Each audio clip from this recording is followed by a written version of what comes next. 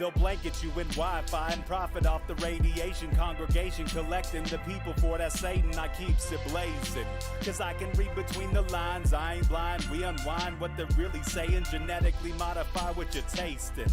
Don't need that cottage promise, so now you live up in your mom's basement. Redesign time so your mind is always wasted. Program to crave the basics. Keep the beta in stasis. Pay the state, kid. You're in debt for being born. Messengers are mourn, just the price for being warned. Don't be alarmed, disconnect from their machinations. Stop subscribing to the folly of own nations. Bone breaking ain't the answer, cause they seek the ownership of souls. Spread the seeds and watch them grow. Break the chains of control. Break the chains of control.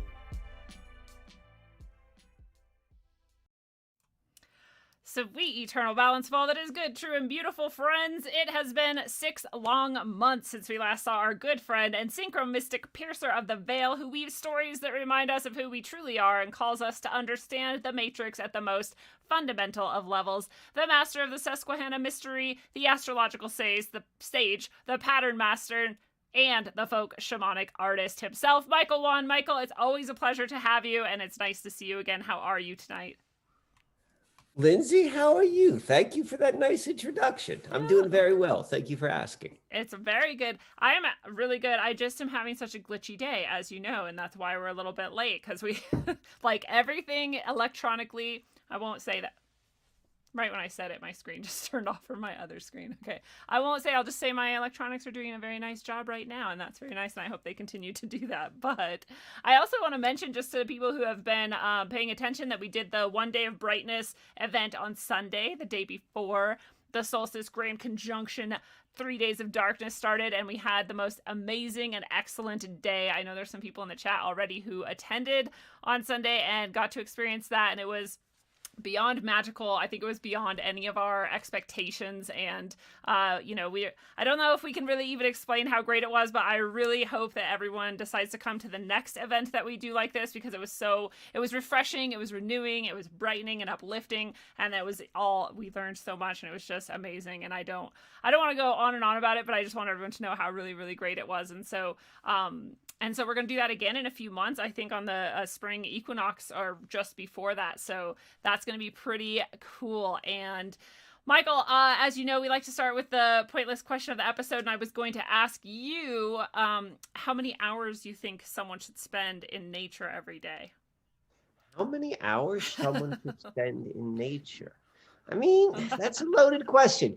Give me the context of the person and what they're trying to accomplish. That's a good point. Well, this is what brought up is how much should I spend in nature? I can answer that one. Yeah, I'll answer that one because I can't speak for anyone else. Okay. How much should I spend in nature? Realistically, if I get like an hour outside every day, like just a minimum, that's the basic, I think I need to be like minimum 1 hour. And if I could like not have shoes on and something like that, that would be, I'm going to sleep well. I'm going to feel well. I'm going to think well, so that would be my medical opinion. And That's it. That's my medical. So you piqued my interest. You said that your event the other day was magical and your eyes lit up. I want to hear. Tell me one thing. Like, I wasn't there. Tell me one magical thing that happened. You piqued my interest. It was pretty rad. So, one thing that's always magical is we had Catherine O'Shea there, and she is a very pure channel for many types of messages to come through. And so I think every single person there got a really specific spiritual message from their guides, whatever you want to call these things that are good, true, and beautiful around us. And so that alone was magical. But really, more than that, I think we all were there with the same sort of intention and presence of mind. And so, you have however many people, I don't know, at least for, I think, a lot of the experience, some of them we had maybe like 10, and then people were coming and going. So maybe sometimes we only had like 6 or 7, but you have that many people all focused on the same type of thing, and we would do like a group meditation together, and I'll be visualizing the same stuff in the same step, and you could just feel that field, you create was this it in energetic person? Field. No, it was all over Zoom. It was people all over the world, people from Australia and other countries and Canada, and just it was really, really cool. But when you're all there at the same time in the same place, like with the same intention and the same sort of energetic, like that field was just really powerful, and I know we all felt it.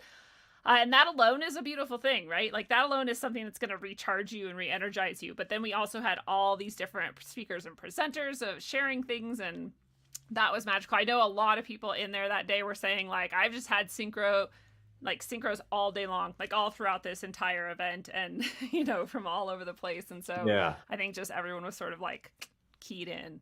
Excellent. Really cool. And we need those. I mean, we need stuff like that even more so now. I mean, definitely in person or any. So let me ask you this. Because I like maps, Yeah. I'm not gonna act like I don't. I'm gonna be totally transparent with you. I like maps. And I've been getting into this like you can't even imagine how I've been getting into this. But I've been getting into like a lot of this, like what you would generally refer to as like sympathy magic, you know? And so like, but just with maps.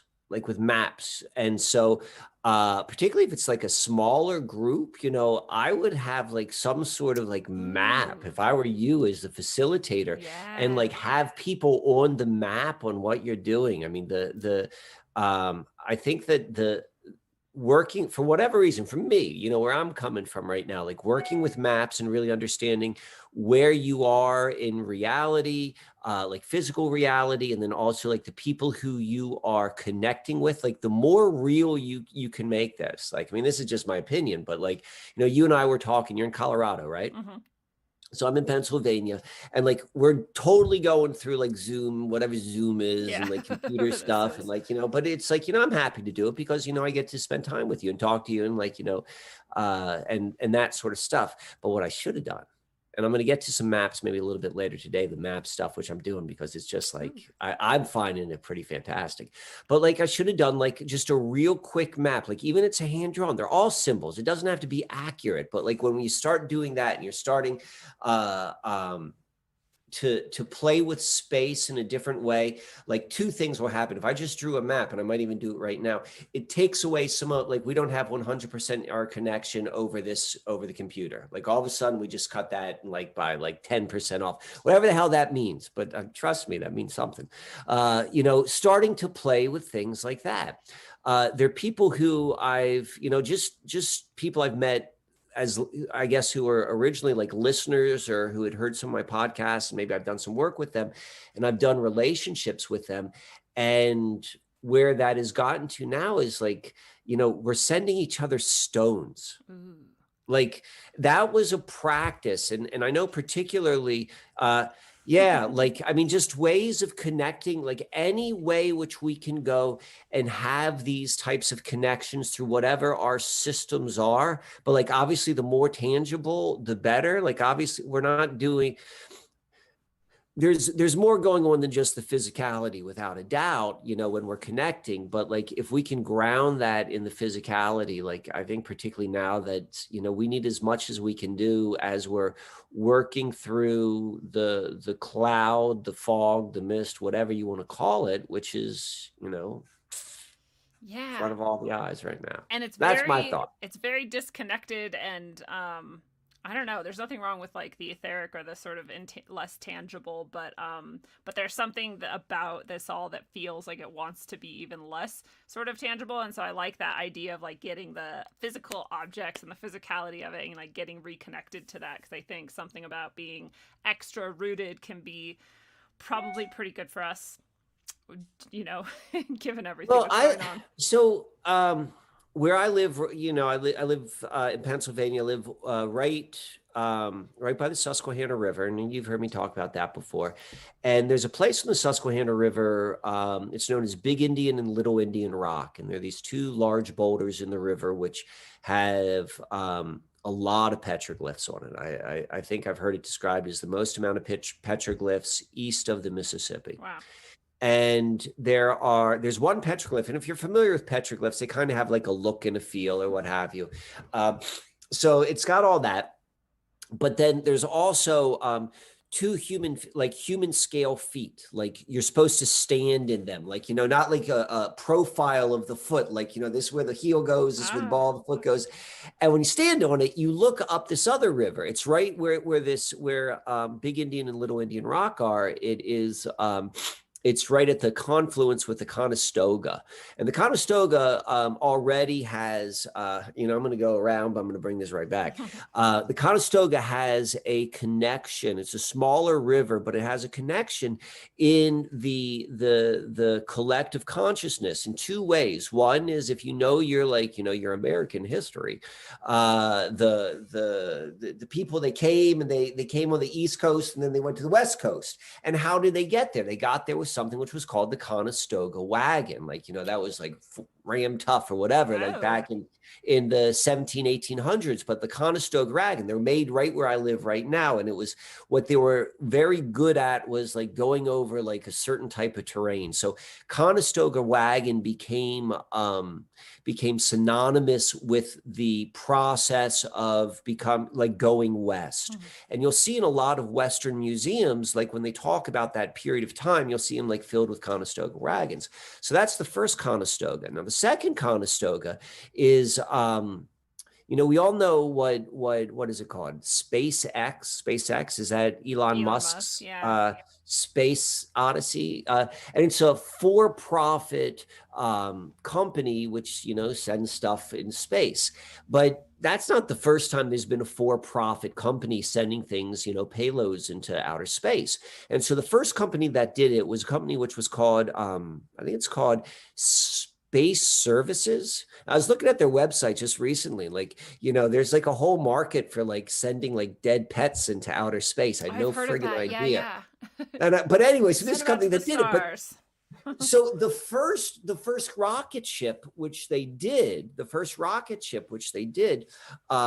was called the Conestoga, and it was kind of like playing upon this like new frontier sort of thing. And they got the patch, they got the NASA patch. It's not NASA, but they're all like NASA folks who go like whatever. So Conestoga has this kind of, it's got probably multiple meanings, but at the very least, like it represents in the collective consciousness this just the syllables of the word of new frontiers, or however you want to go and define that. So at the Big Indian and Little Indian Rock, you put your feet on the feet that's in the stone. And when you do that, it orients you to look directly up the Conestoga River.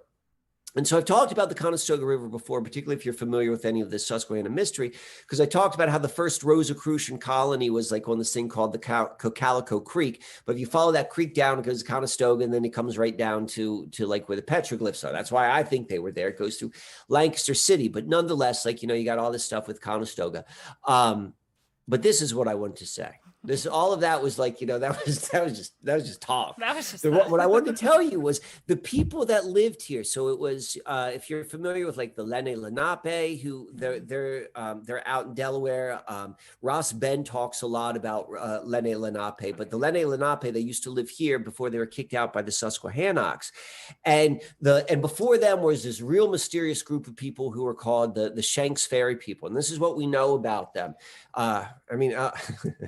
Be honest, I'm hearing this secondhand from a guy who I'm trusting is telling me the truth. Like, this guy seems to know what he's talking about. So I'm telling you hearsay. So I'm giving you full transparency, but this is what he told me they used to do. And I love this.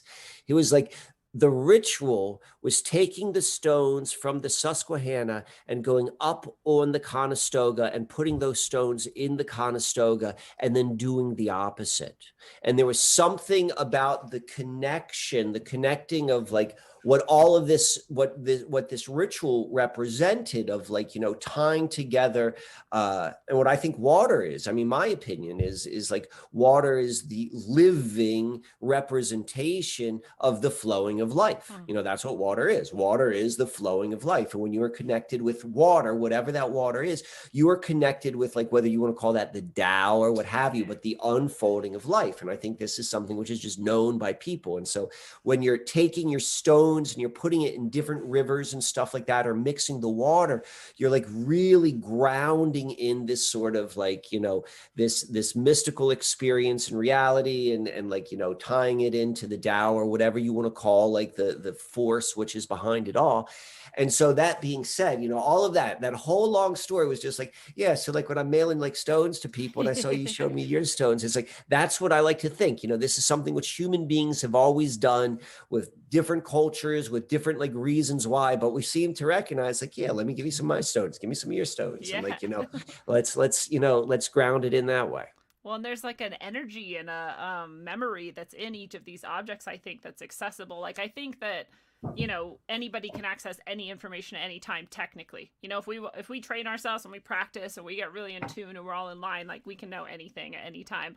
But I think it's a lot easier if you have like a direct connection, like you're saying, like a physical connection, or like if you have the water, you know, if you mailed me some water from there and I was drinking it, I'd probably be much more likely to be able to tap into whatever's going on over there. And so there may be actually like something to that as well, you know. And these are things that I've picked up. I've been sharing these lately because I just got a tool that I'm going to start making jewelry out of various things. And I have all of these that I've collected over 3 decades, 4 continents, and 20 countries. And I just pick things up because I'm like, well, and none of them are valuable. They're just like rocks and like little bits of like random shit that I find. But I'm like, these all hold some memory that I feel like I'm less capable of holding myself, you know? And then I can access that at any time. And so there's something, you know, there's something to that, like information exchange, as well as that sort of more spiritual and like source exchange. Maybe it's both. I think they're one and the same. I think we are more, and this might be a nice segue. Our experience, you know, just being alive in Earth now, growing up, the times when we did, you know, the idea of being able to access information, particularly something like on a in a very like dependable way through like stones, you know, that seems kind of like, you know, that seems in the realm of fantasy, and it hasn't really, you know, people who would play around with this idea, they were more like, you know, mystical, spiritual wackos. And we're coming to a time where things like what we're describing are going to become, you know, they're going to be a necessity, because we're going to begin to realize that all of the old ways, if you're not willing to participate in that reality, you have to have another reality. And in my opinion, once you come to that, like, you know, there's all of these like baby steps, which we're going through. But the first baby step is recognizing what appears to be normal, what appears to be comfortable, what you think of your life. Like, a lot of it's going to have to go. Like, you know, is it really worth it to, like, you know, you're going to get, if you're not going to bow down, you're going to get shut out. And so that is going to be a good thing. It may be uncomfortable, but it'll be a good thing. But then once you go through that step, you're then going to have to go to like, well, what's the reality? And reality is 2 things. It's the experience, but it's also the consciousness. And so consciousness, you know, if you're still holding on to that old consciousness of that's the way things were, and I hope we could go deeper into this today, you know, you're going to be like on the outside hoping to get in, like, you know, I want to get in. And like, you know, that's kind of like what's being sold. Like, you know, if you're not in it, you know, yeah. But if you don't, you're like, okay, well then what has been given, because all these are stories. They're just friggin' stories. That's all any of it is. Like, there's some things which aren't stories, and that's very small. That's like 0.5%, and 99.5% are stories. Stories have a place. So the story which we've been given, it's like, okay, if you don't do that, if you're going to be like, you're going to walk away, well, then the only opportunity which you have, the only story which you know is like, you get to become a hunter-gatherer. Yeah. And it's like, you know, that does not make sense. It does not make logical sense. It does not make sense for someone who was born in this time, who understands, like, for like it or not, the internet has done a wonderful thing because it has shown us a very, very tangible example of how information can be shared and accessed for like anything you want in a real tangible thing. And we've talked about this before. And so it's like, I'd like to continue to talk about this, is like, well, what is it going to look like? Because if you're not going to want to go to become a hunter-gatherer, you're going to want to go and still like incorporate the lessons which we have learned, but in like a different way, in a way which is not necessarily like completely based upon dominance. And so we got to start looking for, we have to discover it or remember whatever, word we want to use. But if we don't have that story, and if we don't know kind of like in a general sense what we're looking for, that's just not a good place to be, in my opinion. Yeah. We have to have our own stories. My sister and I used to talk about, how sad it was that when you look at all the stories of the future, they're all just abysmally like horrifying. And we're like, if people can't even imagine a better future, then how are we going to make it? Like how will we ever find it? If you can't even think of it, then it's not going to exist for you. And so there is something very powerful in at least being able to imagine what it might be.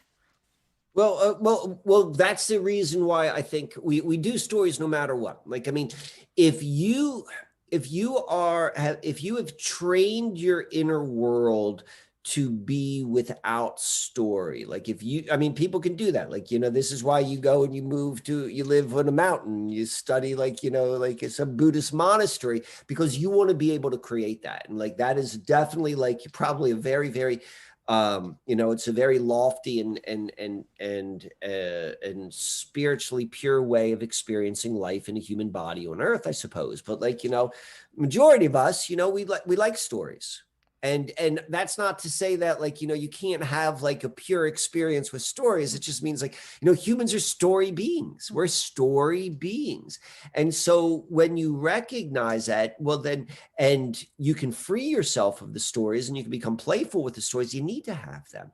And they do serve they can be very, very valuable tools if the stories which you are identifying with, if they support you and move you in a way which is like, a good thing, well, then those are the stories you want. And you're absolutely right. If we don't have a story for the future, like you go back and you look, like obviously, like, at this point, everything which anyone's been saying since like 2007 up until 2019 about like, this is what Hollywood's about, and this is what this is about. Like, yeah, you're right. We've all been right. So now you got to go back and you look and you're like, well, what do I do now?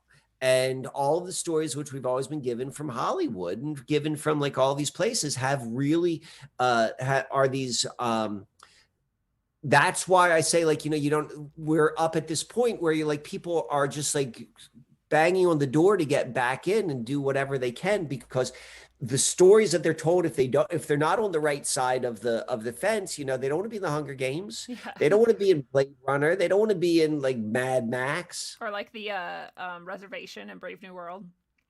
It's like, there you go. Because it's so true too. And it's like, there's very few characters in any of those stories that even have like the slightest bit of intelligence left. And I'm like, I don't understand why people equate not living in like modern luxury with a lack of intelligence. But that is a story we've been told, that if you're not living in just grand luxury, then there must be something inferior about you or stupid about you. And if you're going to choose not to go along with the program to live in that luxury, then you're probably stupid and you're going to live out with the savages on the reservation. And it's like, it's all dirty and falling apart, and there's like dogs everywhere, and like people are pregnant, and it's just like, not that being pregnant is bad, but you know what I mean? Like the picture painted is always just so, I'm like, why would it have to be like that? Why couldn't they all be just like healthy, industrious people living in this space with all the same resources. It doesn't really make any sense. It's to paint stories. I mean, it certainly seems like, if you're going to be as as impartial as you possibly can, and to analyze the situation which we're in, it's like, yeah, this is the big show. Like, they've shoved all in. Like, whoever they is, they've shoved all in. Like, there's no questions anymore. There's no questions who's involved. There's no questions. Is all of the media really complicit? Yes. Now we know. Clear, and so right? it's like they're all in this. And so because of that, we know this is the hand they've been waiting for. Yeah, they're like, oh, these lockdowns have done such a good thing for the environment. We're going to do environmental lockdowns now. I'm like, oh, yay. If we ever somehow see through the COVID bullshit and insist that we shouldn't lock down for it, then we're going to go into environmental lockdowns, which everyone is going to be so excited for. We get to save the planet by killing our psyches and our children. It's like, this is why it has to change. And when I say it has to change, like, we have to change. Like, the people who are seeing that. This is what I'm finding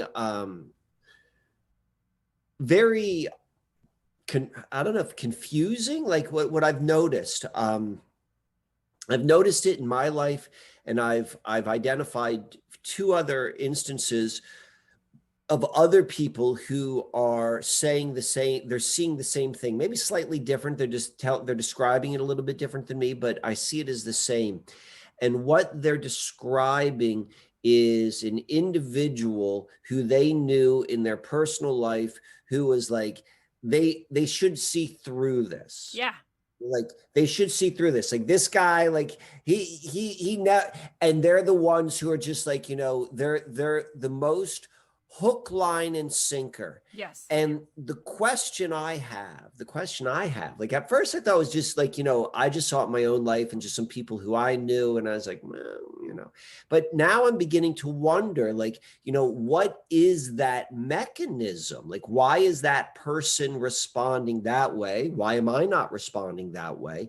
Why am I responding the way I am?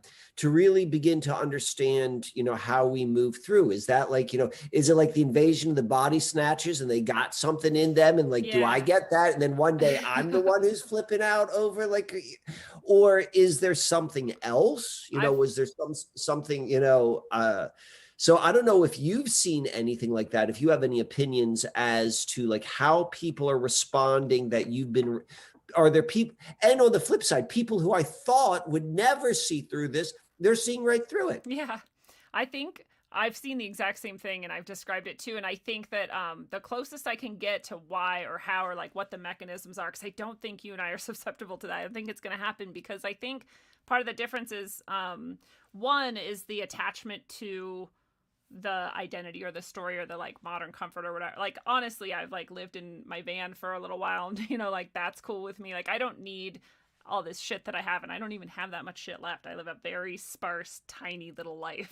And so I think that's a part of it, is not really feeling identified with that whole modern world scenario and life, live stream or whatever. And then the other thing I think that has to go along with that is some level of a true belief or faith or understanding, however you need to describe it, of the spiritual nature of your being. So if you know for sure, like I know for like nothing could ever take that away from me, because I know for sure I'm a spiritual being and that this body is really cool and I'm very grateful for it, but that it's not what I am. It's like a tool I have. It's a cool tool. I'm very attached to it. I'm pretty identified with it, but I'm unidentified with it enough that I can understand that I'm going to let it go and still move on. So if I understand what you're saying, you're not afraid to be dead. Yeah. Exactly. Yeah. If a lion was running towards me, I would defend myself and feel fear, right? But I'm not. I understand that I'm gonna die. I'm cool with it. Yeah. And it's funny you say that, because I wasn't raised Catholic. But I know a lot of Catholics, and I know what happens, and I know what the education looks like. Education. And that is what I've seen. And, you know, more than any religion that I know of, you put the fear of death into a 4-year-old mind, a mind which is unable to understand, like, you know, concepts like life and death and eternity. And if they get drilled in, like, you know, something about, like, if you got enough fear about death, and like, and so, and I'm wondering, like, is this what's kicking back in? Because there's a general fear to die, you know, of like, you know, I don't want, and it's not conscious. It's like so much deeper than that. Like, you know, oh, I think it's because of what happened when you were 4 years old. And that, no, of course not. Well, I don't know. That's the one consistency. And I know that, like, you know, that's going to screw up a whole bunch of folks. And I would imagine this could be a way that it would go and show itself. Maybe it's not, but, I think you're right about that. There's the two things. You're absolutely right. There's like a general deep fear of death, and like, you know, of did I do what I'm supposed to do? I'm going to go and get judged. Or is there nothing, like, you know, after this? And if so, I want to stay here as long as possible. And then there's this other thing, like, and I think you're right. Like, if you go through in your personal life, you know, up until now, like, at some point where you've lost everything, or given it up because you want like, live in a van and drive around the country. I would say probably even more so if you've lost everything, because like if you've given it up, like, you know, that's like a much more empowering experience. Like, I gave it up, I walked it away, and it's I was like, you know, I did all this once, I can do it again. So bye bye. And there's kind of like a joyfulness, but like when you lose it all, and like however you lose it, and then like you're changed. Just like I'm certain if you give it all up, you're changed in a different way, but they're probably like a freedom. Cousins. You're like, they're cousins. And so I think that has a lot, like if someone has like had either one of those two experiences, if not both, you know, that I think is probably very, very, you know, it's paying dividends right now in terms of like, you know, not really caring. Yeah. You know, I know, you know, I'm an old man. I'm 50 years old, and I know a lot of people. Like, I used to live a different lifestyle. You're 50? And I know a lot. I'm 50. What? I never knew that. You seem very young. I mean, well, that is young, but you seem younger than that. I'll be 50 next year. I'm 49. We're 10 years apart. So, but I know people my age, and particularly those who've like, you know, successful careers. And I know they've had plans. They're like, you know, this, my 401k is going to look like this. This is how I'm going to retire. This is what I'm going to do. And there's a real sort of, and I think Generation X, where the generation which is at this time, like right before, like, you know, retirement, who are like, whoa, you can't change the rules. Well, me now, I played your game for 25 years. I did good. I did all the stuff I was supposed to do. And now you're doing this to me. And I'm seeing that. I am seeing that, like, you know, in people my age, of like this kind of like, yeah. Because how... And it's really hard for me to relate, because even when I was like building all of that, like getting a career and doing all this, I was never doing it for those things. I was always doing it for what I thought was, you know, my service to humanity and helping people and whatever. So that having more money and a house and like stuff like that was neat. But I was never like, oh, I'm going to like do it like this, and then I'm going to retire someday. And like all like that was never something I was attached to. So I'm always like, why can't people just like leave their abusive person, or like get away from that company that's treating them poorly, or like do it, just go, you know? And people are like, because that's their life. And I'm like, yeah, but it's not serving them. So like, it's very easy. It's always been very easy for me. And then maybe that's like the Sagittarius energy to just like detach and be like, screw that thing. Bye-bye. For people who look at like that life, like one who like have some degree of enjoyment with it, whether it is just like, you know, they're fooling themselves. But if it is a means to an end, yeah, it's a means to an end, and so that's where I want to go with it. And what you're like attached to that. This is what I mean. I've been saying this for a while, but I think that it's really important, and maybe this is an important thing for people to to move through this is, I mean, there has to be a mourning process. And there is a total, like, there's this, I don't like, even if you're like, you know, you're still going to play, you still want to live in their world. There has to, like, psychologically be a mourning process to all of these dreams and fantasies of what you thought you were going to do in the system. They're dead. Yeah. That's really not going to happen. And we have to have compassion for that, I think, too. Hell yeah. You have to. And this is why I'm saying, like, you know, if you've either given it all up or had it all taken away from you, like, you know what, you got a little bit of a callus there. But when you see other people who've like not gone through that, and the fact that it's not being said, like, there's still kind of like it's not exactly stated that, like, it's not going to happen.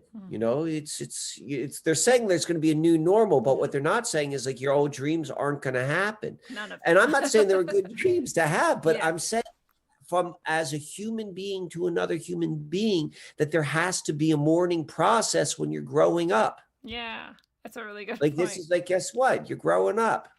And as the people who maybe can see some of that, have experienced some of that, or like can understand some of that, it's like you almost have like a duty to try and help people navigate through that in like the kindest and gentlest way possible, which is not how many of us wanted, I think, to respond to a lot of this. We want to be like, what is wrong with you?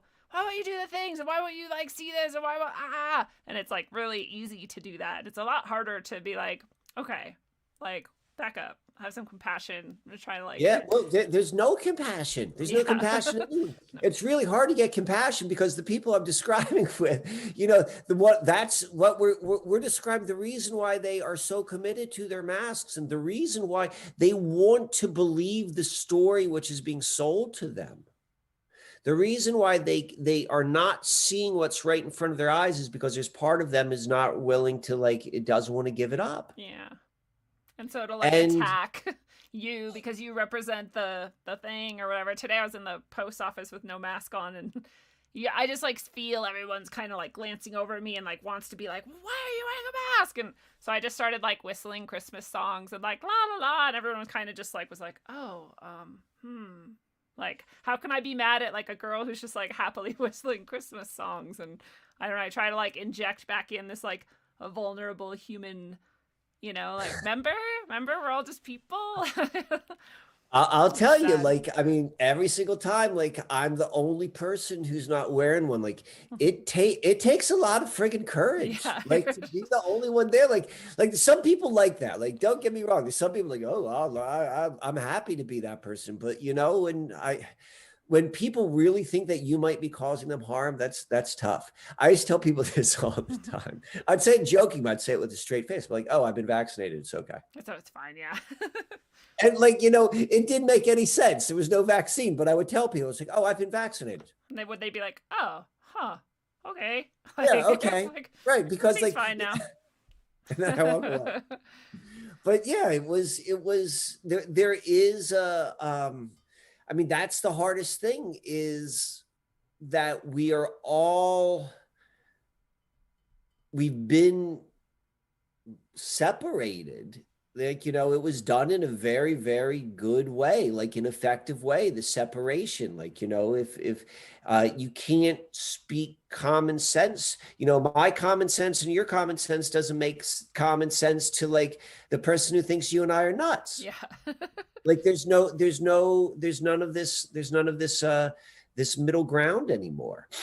Yeah. Which is good. That to me that's a hard thing for me. You know, I like people and I want to meet people where they are. And I'm immensely empathetic and compassionate. And, you know, if there's nothing to grab onto to work with, like, what do you do? And that's a hard thing. That's a hard thing for me. That's what I struggle with in this time.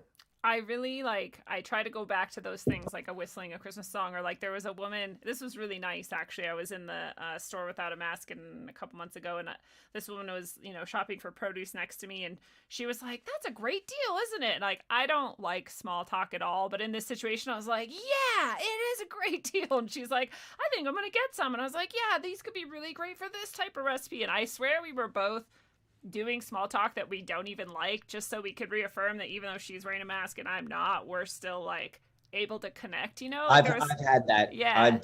I've definitely had that, where that person, they wanted you to feel okay. Right. They're like, because they want to, you're absolutely right about that. It was a beautiful little tiny moment. I was like, that made my whole month better.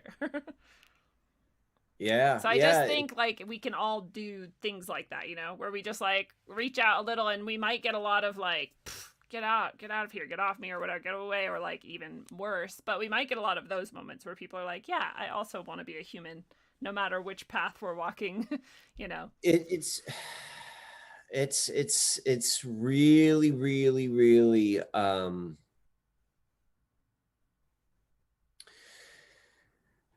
it's going to be interesting to see how things unfold. It's going to be interesting to see how it all unfolds. I mean, I'm on one hand, I'm certain you probably feel the same way. Someone who's been kind of talking about this, not knowing that it was going to be this, but talking about what's going on in the world for 10, 15 years.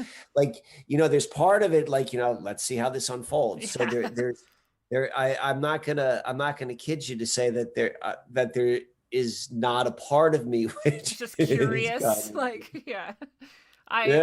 I think I was thinking just then about the rivers, right? You're talking about the two rivers, and you take the stones from one and you exchange them, and it was reminding me of that little moment with that woman, where we're in different rivers, we're flowing different directions, but we're also willing to exchange a few stones so that we can keep the energy flowing together, and I like that. And I don't know. And there's something also that I wanted to go back to about the footprints, because I was just thinking dude, putting your feet, have you stood barefoot on them and looked? No. Can you? You're not allowed to, huh? Yeah. I have not, but I think you can. I'll show you pictures. So keep talking and I'll pull it, and I'll go pull it up. Do a screen share. I might have to set screen share to allowed, but yeah, there you go. You can share now, I think.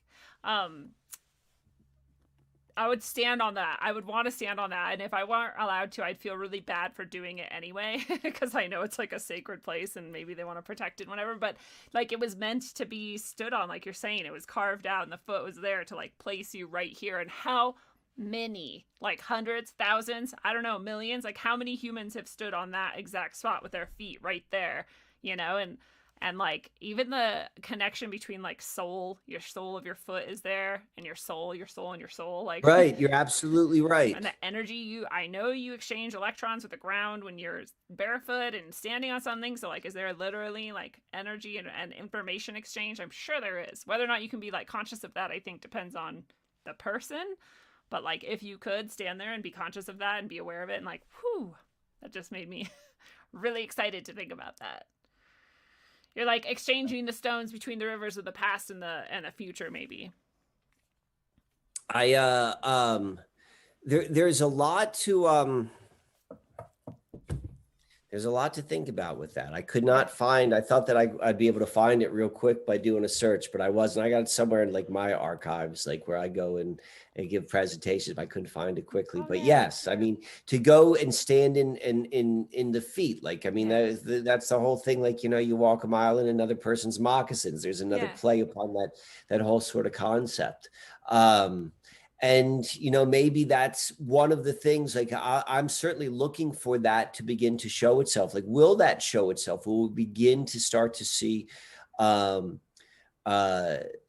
the humanity return, in a huge amount? They talk about that, in economic terms, when there's been all of this like restriction, like, there's all of this like pent up demand. Consumers don't want to spend their money, but as soon as like, that green light happens, like all these people haven't spent any money for a long time, there's a huge release. The same thing, like, if, anyone who's like, withheld from like, drugs or alcohol or cigarettes, and like, okay, you don't do it for like a period of time. And then as soon as you like, you break that barrier, like it all comes back like immediately. So like, will that happen with humanity, with like the humanity between humans? Like, will that come? That's something I'd be looking for. But then that's also assuming we're still going to be, living in the same areas. Yeah.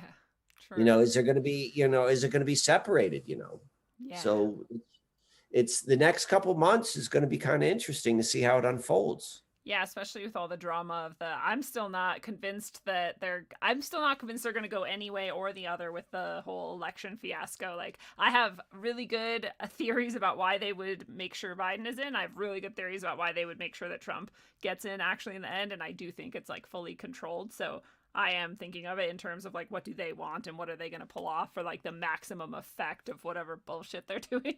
So I got that. I'm not even settled on what might happen, Like, I mean, well, think about that right now for like the typical person who's at least 25 years old, who has some degree of like planning for the future, whether the future is like 3 weeks, 3 months, 3 years, 3 decades.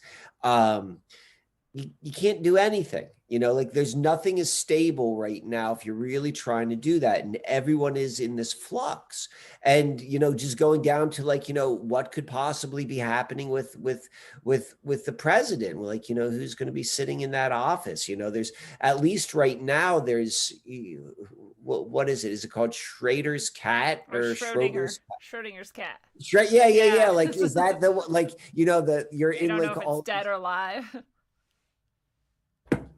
And you have all of that potentiality right now. And so we have, that's like, there could be anything, like who's going to be the, it doesn't matter. It doesn't. It doesn't really matter right now. If you haven't realized who's running the show. That's why I'm just like, it's the same thing where I'm like, just curious. I'm like, how are they going to play this? And because I could see like, again, if we're looking at it from like the average person sort of point of view, I feel like the most emotional chaos they could cause would be keeping Trump in office. But if you're like looking at it, if they're trying to say like, no, we really just want to go like full force, like as fast as we can into Agenda 21 and, the Great Reset and whatever, then like, well, it's got to be Biden. So, and they're going to do it either way, but it'll be like a bit maybe slower and like more emotionally chaotic with Trump. That's why the whole time I'm like, I think that he's actually going to be in still. Yeah. It's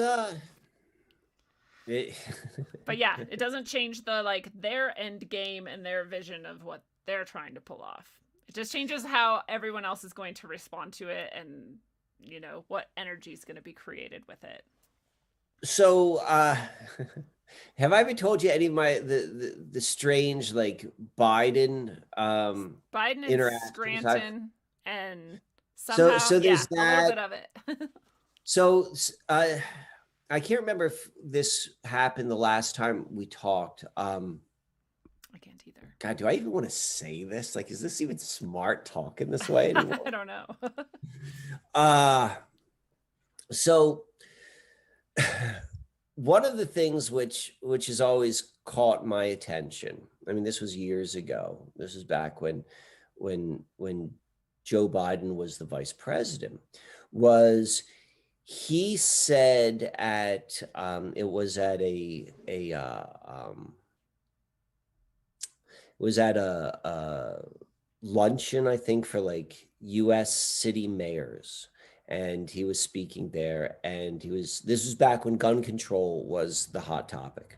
Remember when gun control was the hottest topic in the like that's all everyone talked about was gun control. Like now, no, you're right. Yeah. So anyway, so that was when gun control was a hot topic, and he was saying how he was talking about how mass shootings don't just happen in urban environments. And he was talking about, and I don't know if you remember this, there was like a mass shooting in a one-room Amish schoolhouse in Lancaster County. I want to say like 2005 timeframe. I do not remember that now.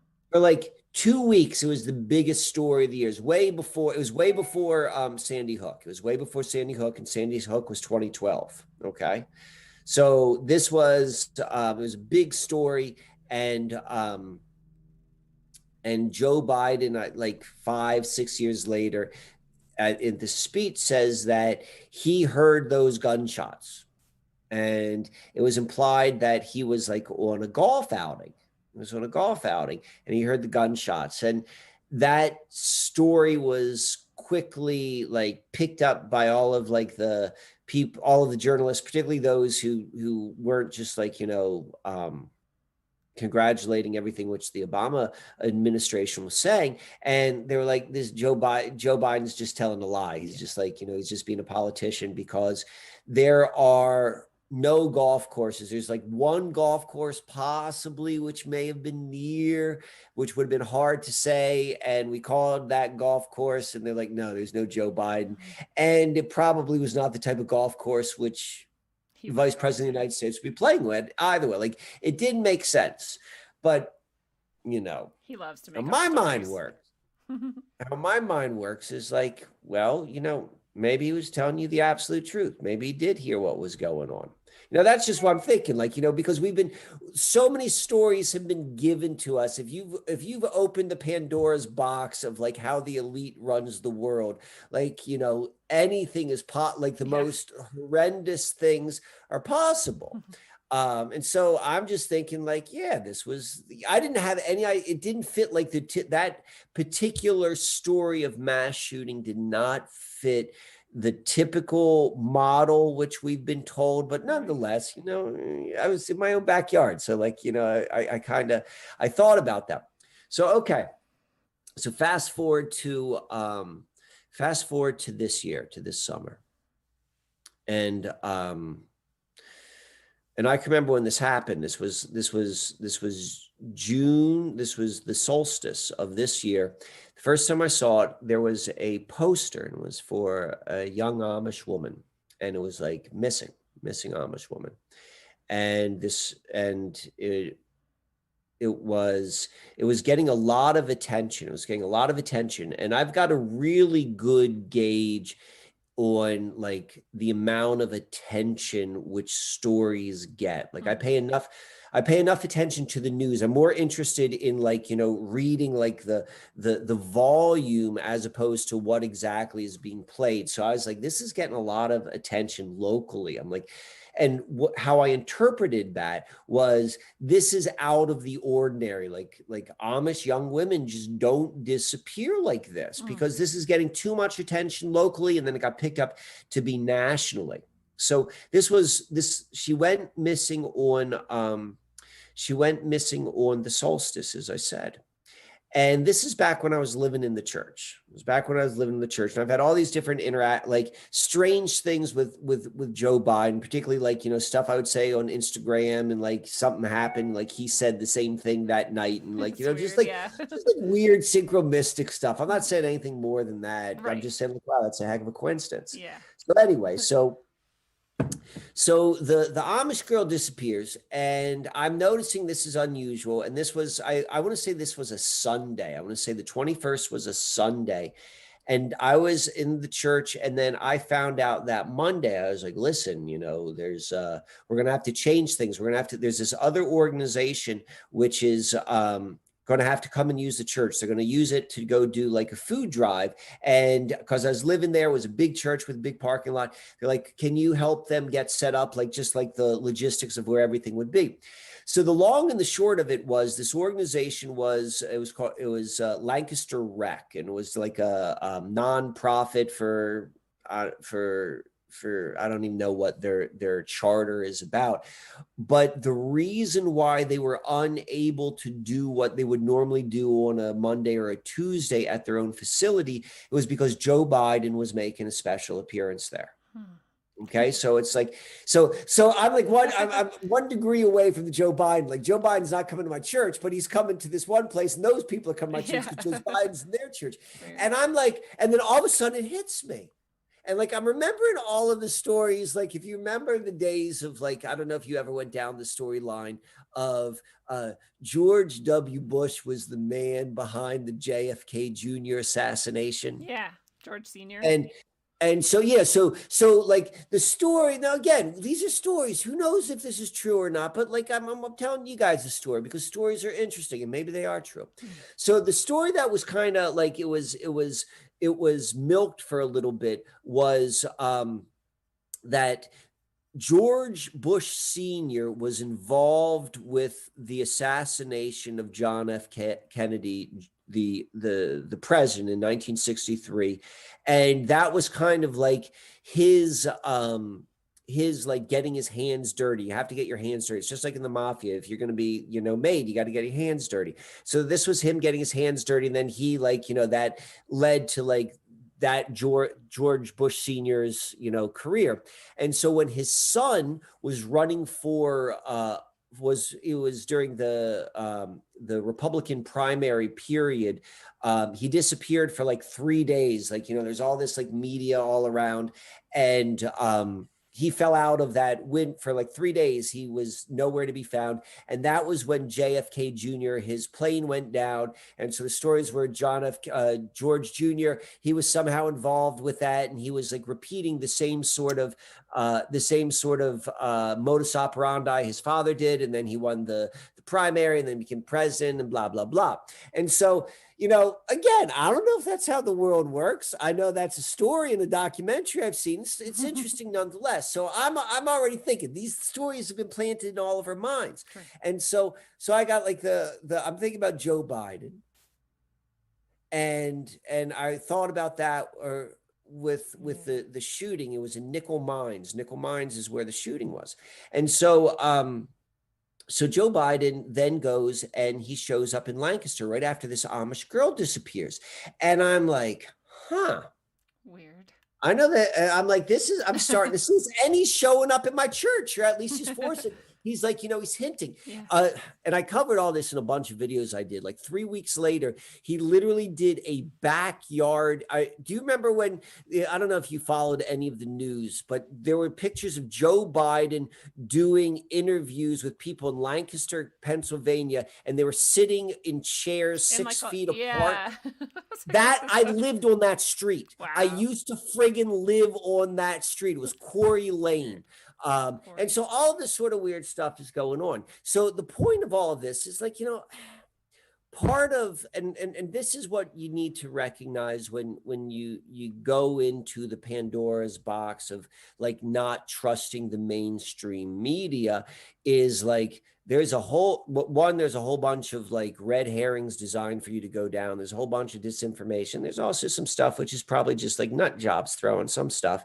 Maybe it's all right. Who knows? Like that's part of like, that's what happens when you go off into, into the bush. And so that being said, so I've been following this Joe Biden story, this missing Amish girl. It's like really like, and seeing like how the whole Amish community came together. And like, I'm seeing the guy who they arrested. They've had him locked up for like 4 months, but they haven't pressed any charges. Can they lock him up without pressing charges? Somehow, like there wasn't anything formal done. And then finally, yesterday on the winter solstice, is when they finally press charges on this guy, which I read through the document, the affidavit, which was put online, which I don't know, why it took them so long to come up with this, particularly for a very, very local, high profile sort of story. But I'm still following this kind of weird Joe Biden solstice.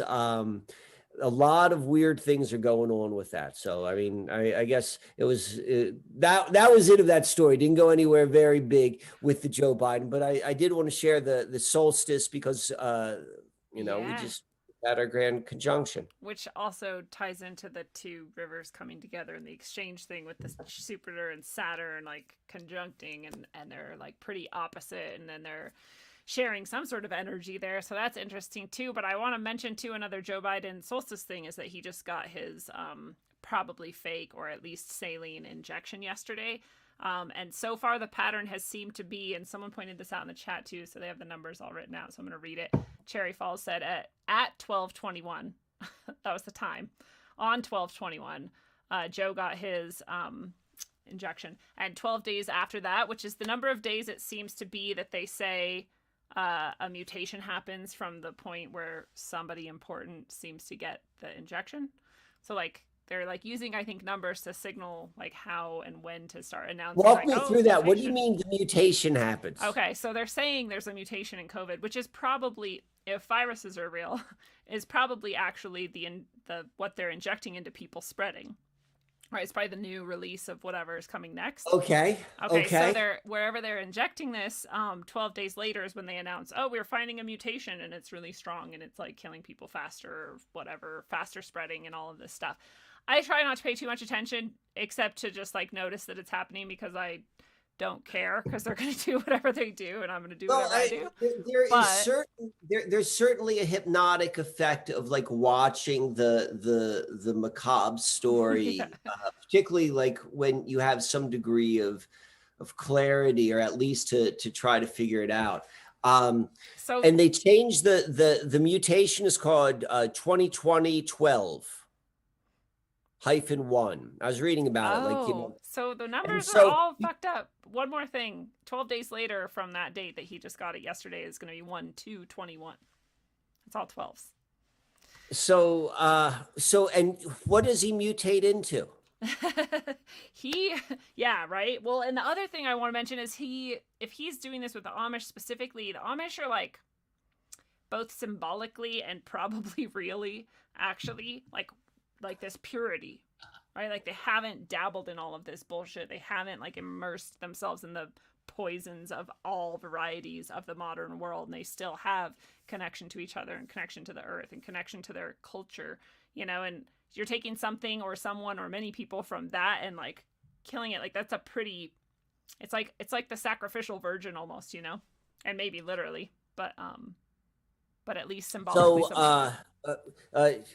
So you brought up something interesting. So I want to go a little bit deeper with that Biden Amish thing. I didn't know how deep I want to go with it, but I'll go one level deeper because you brought that up. But what caught my attention in seeing the naming of the mutation to 2012, so -1, I believe is what it's like, you know, how they're defining it from, like whether that's like the CDC or whoever like labels or handles the nomenclature for viruses. There is a seemingly interesting relationship between 2020 and 2012.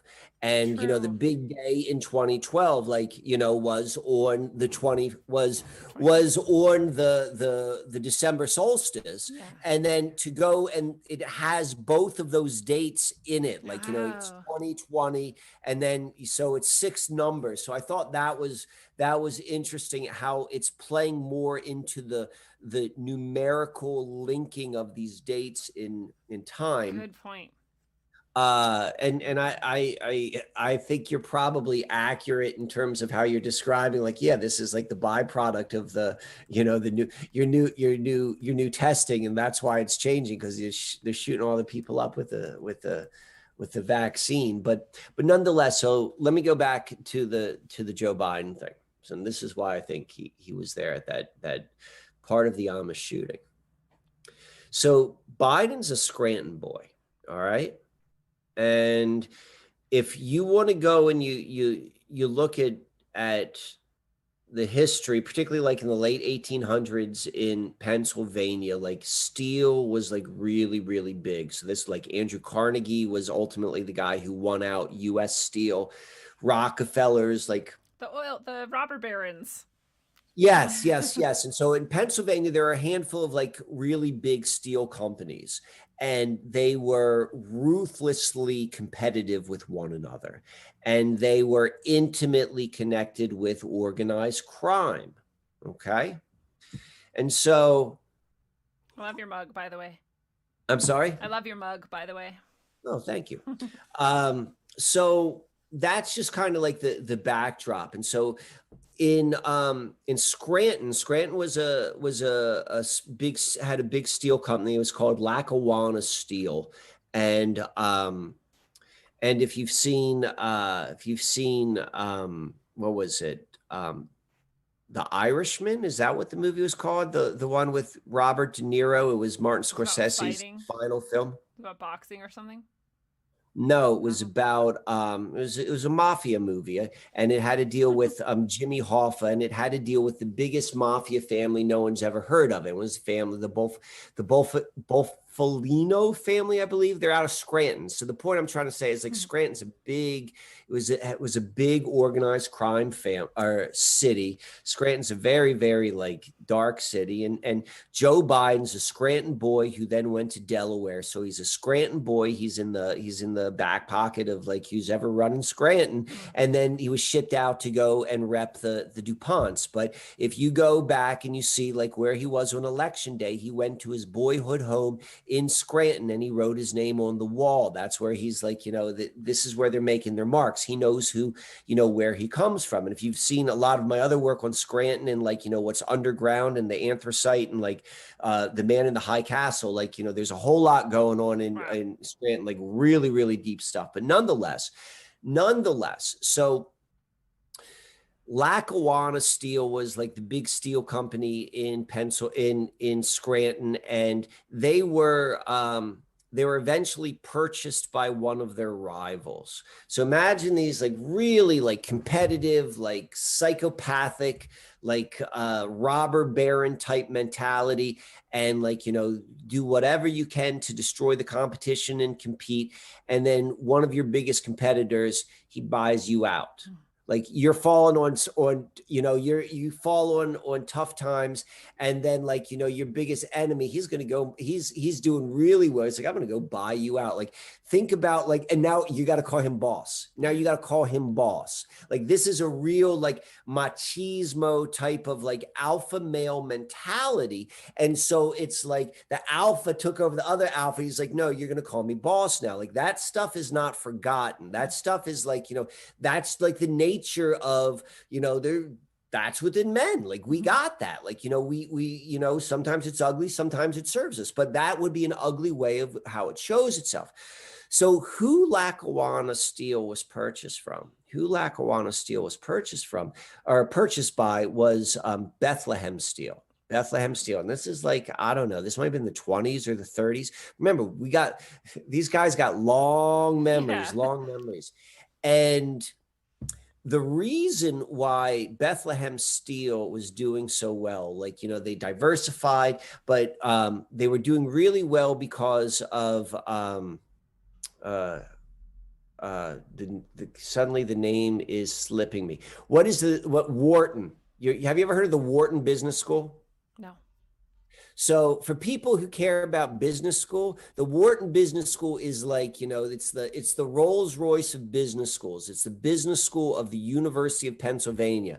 So like, if you want to go and get like an MBA and go work in Wall Street or go do whatever, like Wharton is like the gold star. And so it's named Wharton because there was a dude named Wharton who gave a lot of money. And so the dude named Wharton was a businessman. And what the dude named Wharton did was he bought nickel mines, where the Amish girls were shot, like in the middle of nowhere. It's called nickel mines because that was the same nickel mines because there was a nickel mine there. And this dude Wharton, he had connections in the White House and the U.S. Mint. He's like, you know what? We need a 5-cent piece. Yeah, we should have a 5-cent piece. We had like a penny at the time, maybe a quarter. I don't know. This is like, I'm not certain the time frame for this. You can go and verify all this on Wikipedia. Go right ahead. And what he did was he convinced the United States to come up with nickels. That's where we get nickels. I'm going to go. He got a nickel mine, and he was going to go and supply all the nickel. And they printed it, or they stamped it, whatever. They minted it in some place in New Jersey. And this guy made a killing.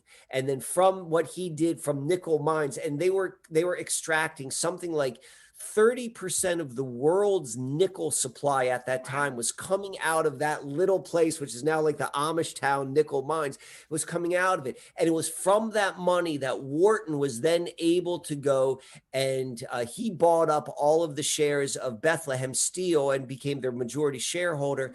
And then they went and purchased Lackawanna Steel sometime earlier. So now let's put this in context. When Joseph Biden is saying like, oh yeah, I was in nickel mines and I heard them shoot up that whole sort of schoolyard.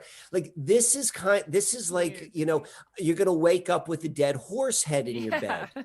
Like this level of like, if you saw, like I did a presentation on the assassination of John Hines on the helicopter crash. That was a mob hit over where Kobe Bryant actually went to high school. That was done by the Bushes, without a doubt. That's very easy to go identify.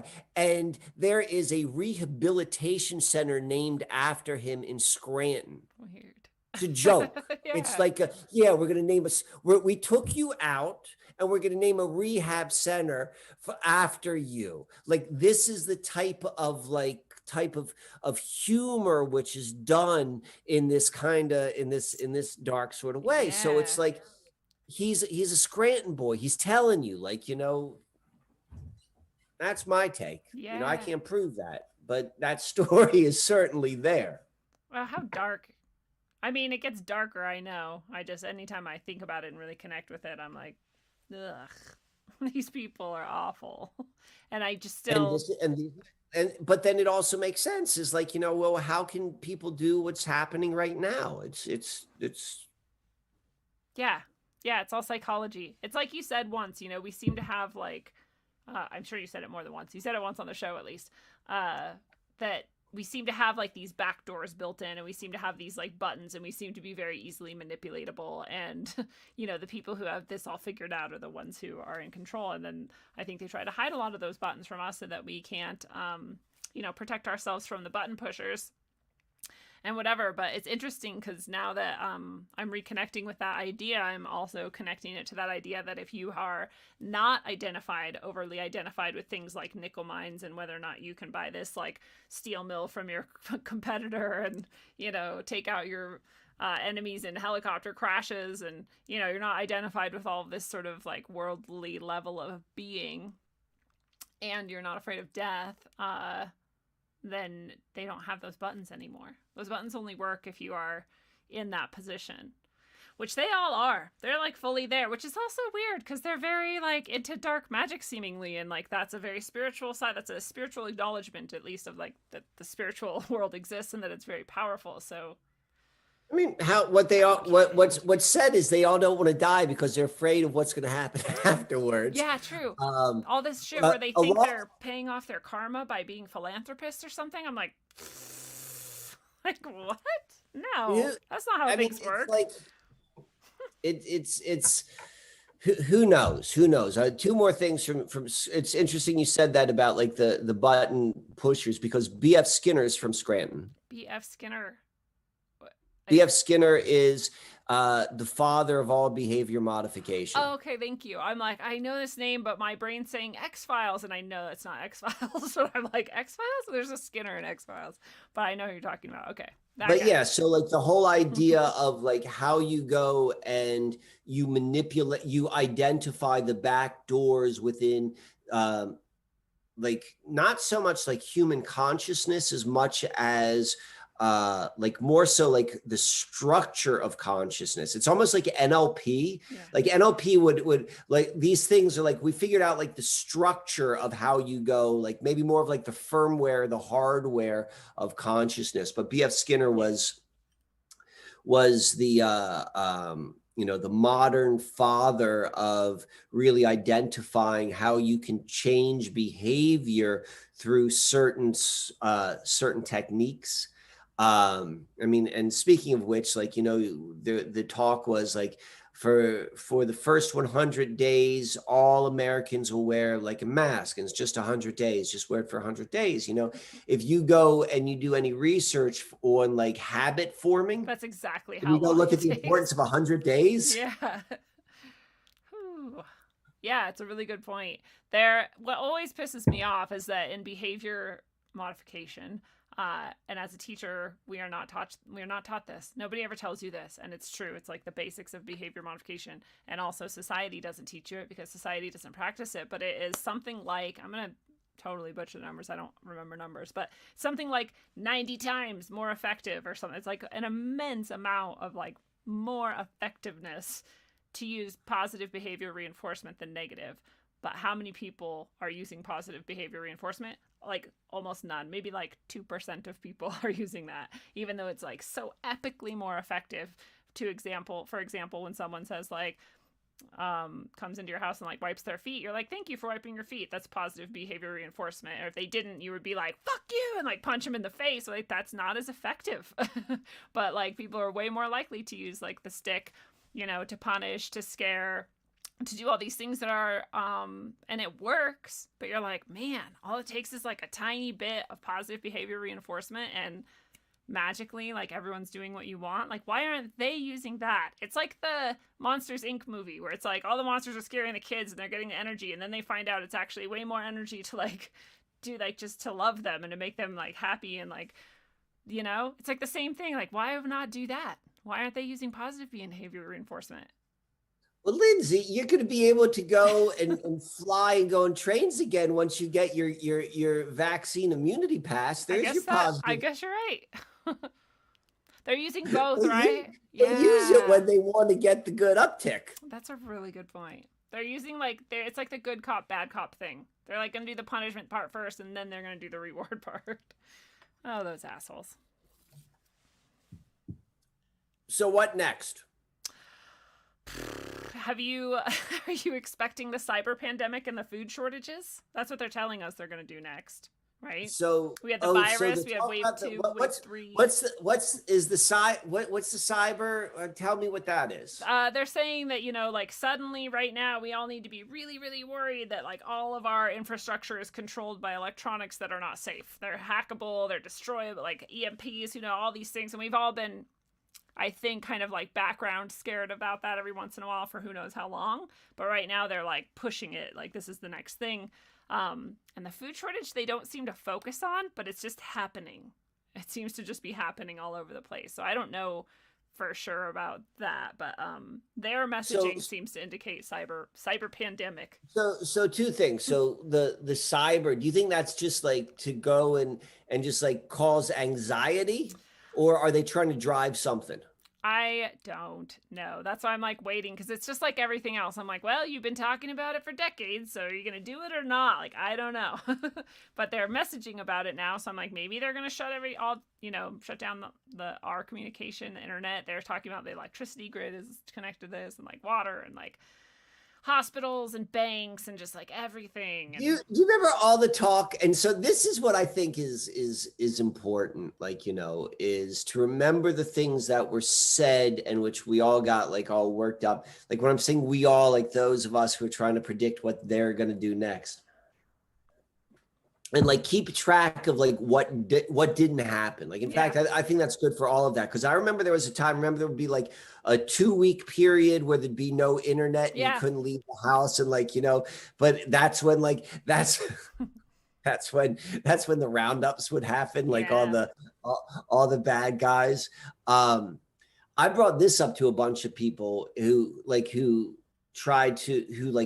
subscribe to the story.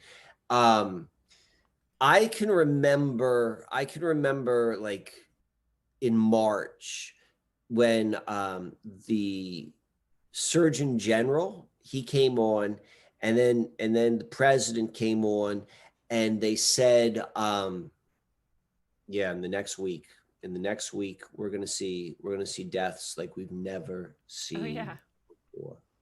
We've got something which is gonna come next week, and I remember thinking to myself, I remember sitting on the sofa, because I don't watch, there was like a 2-week period of time, like I watched the news and I didn't watch it. I started watching it again like a couple of days ago, because I like to see what's happening. I want to see what they're going to say around the conjunction. Sure. But I remember watching it, and I guess because I didn't watch that much is one of the reasons why like I can still recall it. But I also remember what I was feeling. I was like, you can't say that without backing it up. Like, this was the president, this was the Surgeon General. I'm like, you can't say that. And I was like, fuck, it's going to get like, messy. There's going to be there are going to be some people dying. Like at the time, like I still never bought I never bought the main story, but I'm like, I'm still not, I still think people are going to be dead. Yeah. I'm not going to suggest they're not killing folks. I'm just saying, I don't think this is the story, but that never happened. Yeah. And so what was interesting to me then was like, is like, okay, well then that's totally possible. They saw 2 things. Like, if you were the producer of this, and you're gauging the response of, like, no one held their feet to the fire and said, you said this, no one remembers. Yeah. So like there was that. And then also like they can say things which like really, really like boldly and say it's going to happen, like not in 3 years, but like in 3 days and still not happen. Yeah. So we'll see about like, the collapse of, if that were to happen, it's always because there's probably another reason. But food, I want to talk a little bit about food. Can we talk about food? Yes, please. We've talked about this before. And I want to bring it up again. So, you gave me screen share, right? Yes. All right, let me pull something up. Let me see. I've been working on, in case anyone didn't know, my chickens are laying eggs now, and I'm so proud of them. And they are tasty eggs. All right. That sounds good. Can we, I'm going to try to change this, a presentation I've been working on. Did it change screen for you when I do this? Yes. All right. So, here, I'll go through a couple slides right here. So just generally speaking, this is where we're beginning. I'm laying some groundwork. So like, this is what we know is true. Like, you got a body, this is me. Right? Yeah. You're in a body, you're conscious. You could say that I'm Lindsay, I'm sitting in a body and I'm thinking and I'm talking. I know this is happening, right? Yes. Like, at least I know I'm having this experience. And you could say you're standing on something, like you're in, or, I'm on earth, I'm on here. Like you can say that. You could look outside and you could see like the sky changes, like it goes from light to dark. Maybe it rains or something like that. And then like, it's all a bunch of mystery. Then it's all questions that you can say for certain, but like, the big questions such as like, where are you? You could say Earth, but where's Earth? Right. You could say space, but what space? No idea. We don't know. We don't know any of that. Okay. How did I get here? We don't know. What am I supposed to do here? So in the most fundamental level, there are major mysteries of the human experience. And in between these two, like definites, these are definites. The definites are, we don't know this, and we do know this. There's all these different stories.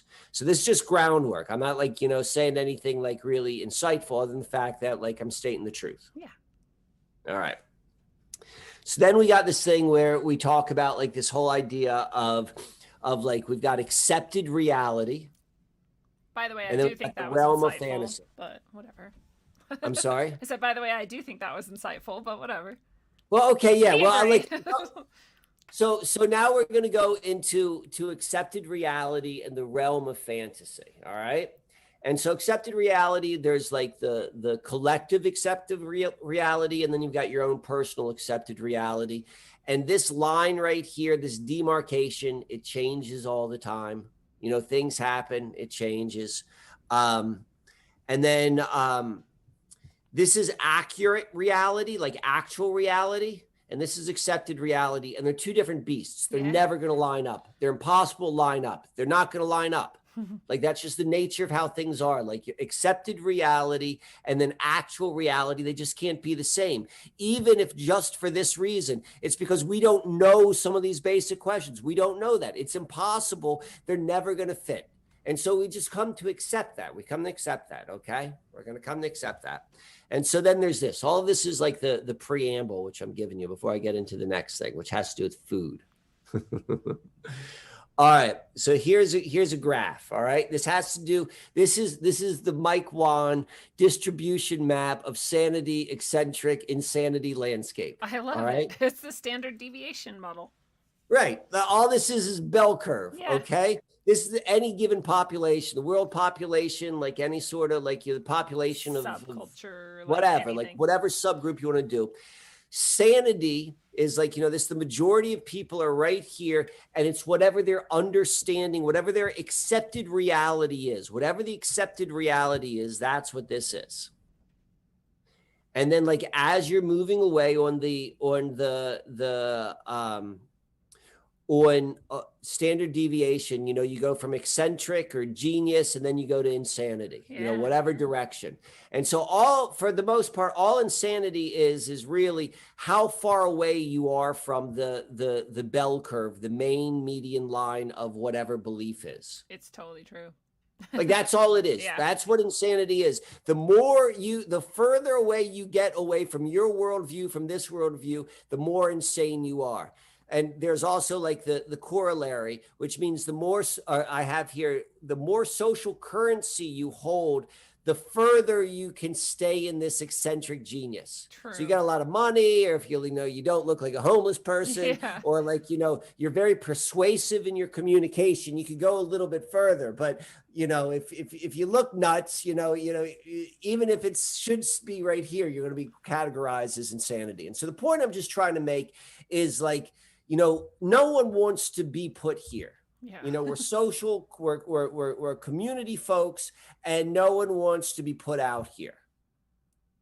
But like, sometimes you can't stay here, this is part of like, particularly being like, truthers, if you will, is like, this whole sort of like paradox of like needing to go and tell people like, this is what's really happening in Plato's cave and so forth. And like, saying like, you think this is accepted reality, but this is the accurate reality, and all this whole sort of thing. So we got all this sort of stuff. So that's kind of, we've got that going on. So let's go to food. So before we go there, I think I've talked to you about this before, and this is just a model. These are just words. I'm not saying this is a thing, but this is what we've got. I want to go and give some different breaks of consciousness. And so consciousness, when I'm saying that, what I'm referring to is the way we receive and interpret data. That's our consciousness. Like, data comes in, whatever data would be, whatever we're picking up, whether that's a photon or a piece of information, but it comes in and we interpret it. Yes. And so the majority of Earth is in this what I'm calling 4D consciousness. And I'm saying this 4D kind of funny because like you always hear people talk about like 5D and 10th D, and like I kind of roll my eyes because not to say that there isn't something, but I'm like, no one can explain to me what they mean by that. If you can explain that, like I want to hear that. Like I'm open to these ideas, but when I just hear buzzwords, I'm just like, so I'm giving you my definitions, okay? And so this 4D consciousness, which is the accepted reality for the majority of Earth, is based upon is based upon this disharmonious, dominating, competitive way of how life works. Yeah. And it is so ingrained, like a consciousness which we experience. We don't know that we're experiencing it. That's the whole thing with consciousness. The hardest thing to understand is that which you understand with, because it's like, how do you go and see it? So we can kind of like back into it. So probably since the advent of agriculture is when we began this dominating sort of way. Mhm. And so because you're dominating the environment, you say, I'm going to go and dominate. You're going to grow this way. And if you go and you look at your history, agriculture and warfare, they showed up at the exact same place. There's nothing more dominating than warfare or than than warfare, like, actually going and like, waging war on another people and like trying to take over their land or take over them or what have you. So this seems regular. This is the accepted reality. People, if you start saying anything outside of that, you're deemed insanity, but that has nothing to do with actual reality. But this is kind of what we're looking at. And we're in this environment right here. And the 4D reality is really circling their wagons, and they're making everyone double down into committed to 4D reality and going forward in this kind of this Hunger Games type environment, which is being sold to folks. So then we got to go and look at the other version. So if there's going to be a disharmonious, an inversion, a dominating competitive, well, then what's the harmonious cooperative sort of thing? And that's where I break this down into two different ones, which is one I call 3D reality and the other I call 5D reality. And they're both harmonious and cooperative. One, though, exists in our accepted reality. There's a picture in people's minds of what it is that says, this is no bearing on whether it's accurate or not. We just have an accepted reality of like, this is what this 3D consciousness is. And I'm going to call that the hunter-gatherer. And because the hunter-gatherer is in total harmony with the earth, with each other, there was, no warfare. There might've been some skirmishes, but like that's total dependence on the earth. And then there's something which I call 5D consciousness. And this is on a fundamental level of understanding and experiencing reality. But right now, this 5D consciousness exists in the realm of fantasy because we haven't seen it. You haven't seen this. I haven't seen it in my actual experience. I get it. Like, it's realm of fantasy. That doesn't necessarily mean that it can't move from fantasy to accepted reality, because we know that this line is always changing. Yeah. That doesn't mean that everything which is fantasy can be reality, No. but I mean, maybe it can, but I'm not necessarily suggesting that nonetheless. So, okay.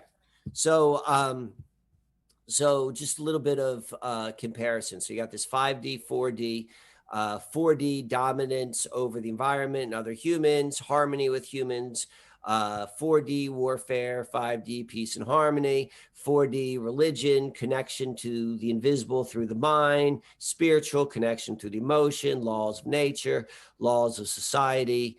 Fantasy exists within the imagination. We don't know any of this. We don't know any of this. We just can imagine it. This is our current world experience, true timekeeping and artificial timekeeping. All right. Yeah. All right. So here's some things in the 4D. Master slave. We're all master slaves. Pay to play. You have to pay just to be in the game. You got to pay taxes. You got to pay this, agriculture, warfare, financial systems, computer technologies. That's all 4D. All of this is disharmonious. It's all based upon dominance. It's all everything which we think is regular. All of this stuff, regulations, laws, all of that. It's all friggin' it's a consciousness. Yeah. It's a consciousness. People think it's real, but it's just a consciousness. Okay. So let's go look here. Here's your 3D. Here's your 5D. So 3D, it's been framed by our history. We know about history. It's probably more accurately framed by anthropologists. Yeah. This is framed by mythology and fantasy, 5D. Hunter-gatherer, 5D. These are folks who are like Buddha, Jesus, ascended masters, Toltec sorcerers, yogi and qigong masters, because these guys are independent of Earth. They follow the law of quantum physics versus 3D, which is dependent upon Earth and follows the law of physics. Okay. Yeah. It's quantum physics. I'll show you 1,000 things that says quantum physics is total bullshit too. Like, it doesn't matter. It's what are we going to believe? What are the stories? This is a little bit more material. This is a little bit more etheric. This is in the food chain. And this is out of the food chain. Interesting. Okay. I've been talking about this, you and I have been talking about this all the time. Yeah. Like, they're getting rid of the food. So I was thinking about this the other day. I've been talking to, do you know Howdy Mikowski? I think that's his last name. No, I don't think He's got a fascinating website. It's called, or YouTube channel. And he does a really interesting job, like kind of talking about the world fairs, all the expositions of like the 1800s. And he looks at the photographs and he applies common sense logic. And he's basically saying, like, how was like, that? It doesn't make any sense. Yeah. And I maybe have seen something of him now that you're saying that, because I've seen somebody pointing out world fairs and being like, come on, like, what is this? And he goes really deep, and it fits a lot into the mud flood and the Tartaria model, right? So this is where I'm going with all this, and this might be a fun way to spend the next 15 minutes and to wrap this up, because I'd be curious to hear what your thoughts are. So one of the ideas, and realize, like, the Tartaria, and I'm talking about this more so as a story. I'm being more in this realm of fantasy, and I'm not saying it didn't happen, but what I'm not saying is, I'm not like staking, like, this actually happened. Sure. I'm not trying to prove it. What I'm trying to do is begin to introduce new stories. You said this in the beginning, that we only have these false stories of history or of the future, and or the really dystopian stories of the future. So it's very important that we have to have other ways of seeing how to be. And so this is how I like to think of Tartaria, as this general sort of way. And to play with it and not to get so much into the details. Who knows, maybe I'll go and get into the details later, but right now I just like it as a general concept. And in this concept of Tartaria, what comes up a lot is the fact that the architecture is technology. Yeah.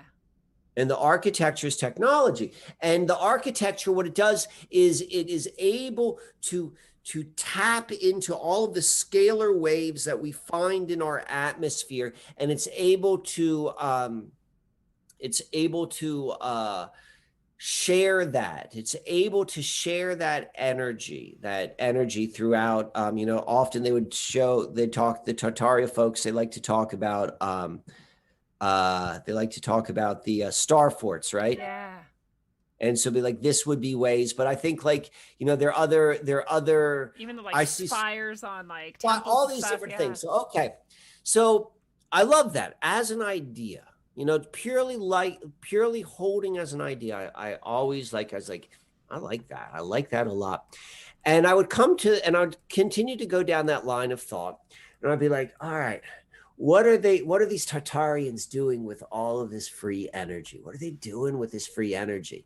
And then I'm like, I don't think they're going to have light bulb plants. Like, I don't think they're like plugging in lamps to like light bulbs. I'm like maybe they have like special wall material. Maybe their walls glow. And so, like, they get this nice, like, soft glow at night, and it's like awesome. And, like, and so, like, and that's as far as I got. And I was holding that idea, like, didn't think too much of it, but I kind of came to, like, what I would say to myself would be a dead end. Like, I didn't get too excited about it, but I didn't want to, like, throw the baby out with the bathwater. I was just like, all right, like, yeah, glowing walls. There's more to it than that. So then just the other day, and I think it was because people were talking about the food shortages, and the whole idea of a fifth dimensional experience and consciousness means you are free, you are independent of what we think of as this hunter-gatherer third dimensional material reality. You experience reality more so like you hear about, like, in the tales of Buddha or Jesus or ascended masters or Toltec sorcerers, those who are who defy these stories or the limitations of being human. And so obviously, like, eating is a really, really big thing. Like, you got to eat. And I'm like, if we are dependent, if we're in a place right now, like, this was always an interesting conversation to have, like what you and I are having, like, at any time in history. But I'm going to suggest, like, to discover something like this is going to become a necessity. It's going to become a necessity if you want to continue this game on Earth. I don't know where you go if you die, but like, maybe this is like, how you make the great, the masses change over, because they discover something new about like the ways which we work, the back doors which we haven't been told. And so where I'm going with all of this is like, I think that technology, what I think that technology was doing was that was feeding the inhabitants. Ooh. They weren't eating. They didn't need to eat. They weren't plugging in their flat screen TVs. They did not need the food. Now, I still think they probably ate. And I think they ate very, very thoughtfully, like I would say 8 times a year. And, the food probably helped ground. But if you go and you look at a lot of these supposed Tatarian buildings, like one of the big mysteries is, why are there no toilets? There are no bathrooms in any of them. Because they don't have waste product. Because they don't have waste product. And then you would live way longer. And then, the biggest control of the human being on Earth right now is through food. And even if you're getting food, it's controlling you. If you're eating a vegan diet, if you're eating a carnivore diet, if you're eating an omnivore diet, if you're eating organic, it doesn't matter. The entire digestive process is psychedelic and alchemical. And we don't realize it because we're doing it 3 times a day. Yeah. But like, so I'm beginning to like wanting to play with this idea, and we're beginning to see this popularity, this interest in this idea of intermittent fasting. Yeah. And it's like heavily, what's the right word? It's like condemned by like the powers that be, even though they also call us useless eaters. They like don't. It just seems like the establishment is like, don't look at that, don't think about it, that's wrong, just eat, just keep eating, you idiot. And you're like, Don't stop feeding your body and your mind with this food which I'm giving you. Yes. You're absolutely right. And that is going to keep you that is, in my opinion, like the biggest controller of all of humanity. So we talked about, so this is kind of like, the story. Like, I'm not telling anyone to stop eating. Like, don't take, I will say go and get an hour a day outside, but don't, you do whatever you want to do. Don't jump onto that. But what I will say is all of life on Earth is changing. Life on Earth is changing. The human being is in the process of a change. Like, there is a DNA changing vaccine. We already knew that the old vaccines affected the DNA 3 generations later. So we know, like, the new mRNA, what is it? The mRNA, the rDNA. The mRNA. Thank you. That's changing the whole. I mean, this is my favorite thing. The only person who is questioning, the only official talking head, official intelligent person who is questioning the need for the vaccine is the guy who's selling the brain chips, right? Elon Musk. Yeah. So it's like, no matter what, it's changing. The human being is changing through food, through the technology, through the atmosphere, through all of that. That's the truth. That's the truth. How else could we change? How would you change? Like, that is the one thing which is definitely the only thing, going back to that picture with all the question marks, like this, we can say for certain, the human experience is going to change immensely in the next 10, 20, 30 years, 10, 20, 30 weeks. Right. A couple years, who knows? So we need to begin to think about it differently. Well, and recognize that just because something seems to be in the realm of fantasy does not necessarily mean that it is limited to not being an actual or factual experience. yes. It needs to be discovered. And therefore, hopefully people can open their minds to it, because I think one of the keys that you keep coming back to too is that you do have to imagine it, be conscious of it in order to move towards it at all or accept it as a possibility in your world. The things that you don't believe or accept or whatever, they're a lot harder to manifest in your life, period, right? The thing you give your energy towards is a lot easier to bring towards you. Yeah, it's like, not even in a mystic way, like just saying, like, just common sense, Yeah. like, if you're not open to something, it's less likely that you're going to discover it. It's as simple as that thing where you buy a blue car and all of a sudden you see blue cars everywhere and you just never noticed them before. Like, it's the exact same thing. You're like holding something in your consciousness, and so it starts to be everywhere around you. You go 5D consciousness and no longer need food, you're going to start seeing there are people like that all over the friggin' place. It's just like the Sixth Sense. Have you ever done like a longer term sort of like fasting type of thing at all? No. Because you, like, I don't know if anyone out there has either, but like you get to, but just very shortly in, like a day or two, and you have like pure bliss. And maybe this is a dangerous thing, I don't know, but it's like pure bliss and this like intensely more clear mental and your consciousness is it's like an incredibly spiritual feeling experience.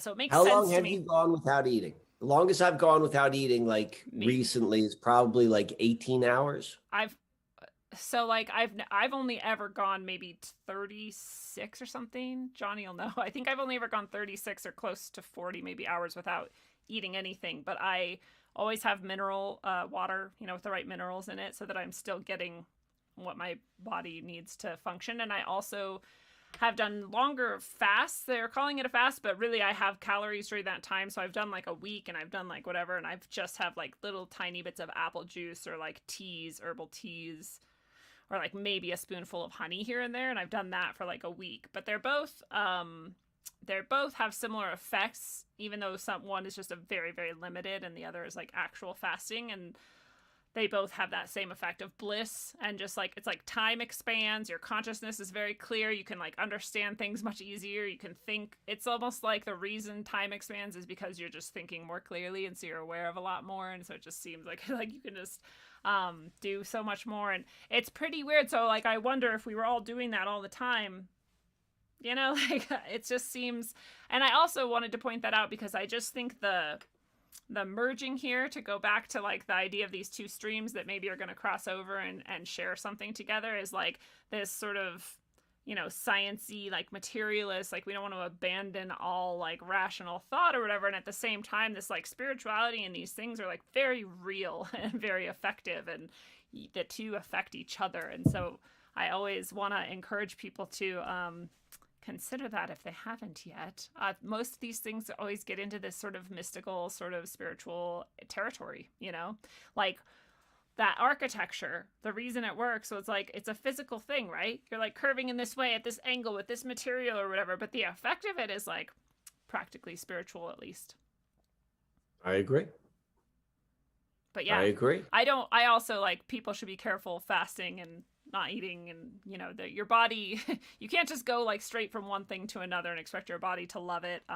So like, research things, go talk to your doctor about it or whatever I'm supposed to say to not get sued, but at least be intelligent and make good decisions, research things and stuff. But it is worthwhile for anyone, I think, to research first and do safely in order to experience that state and just see how much your body and mind love not eating. They love it. Well, if the food shortages come, you'll find out. But I think also one of the things... But I think it has to do with attitude. Yes. I think that a lot of those benefits, if you do not... Yeah. Exactly. So I think that's a big part of it as well. So so start practicing now, maybe. Try to learn how your body can do this in a way that's beneficial for you and not scary and horrible, and yeah, not shocking. You can thrive by doing fasting type things. No matter All how, right. no matter how like fat or skinny or whatever you think you are, like, you know, your body can do this in a positive way. I'm not the expert, but I've seen it for myself, and I've seen people who are way, way better at it than me do a pretty amazing thing. So I love that you brought there, because it's like anything. It's not like we want to be like falsely hopeful or like optimistic to the point where we're not paying attention to reality, but like bringing it back to a place where people can feel empowered and like there's possibility and chance, and like you're talking about this whole time, imagine a way forward that is actually somehow good is a beautiful thing. And I think we all need to get in touch with that. I think a lot of people who, Harmonious is the word which I like, yes, it's like harmony means something, like, it works with it. It's not like it's not it's a vibration. and it's not feeding off of, it's not parasitic, that's another 4D way. It's parasitic. It feeds off of itself, and it makes you want things that aren't good for you. Very good point. Harmony is, so if you like look into that word and you haven't understood it very well before, then it's a word that even if you feel like you know what it means, it can really remind you of what's important in the world. Well, I know that we should close down, but I want to ask you what you're doing to stay excited and hopeful and bright as we're moving forward through what they want to be a very dark winter. You're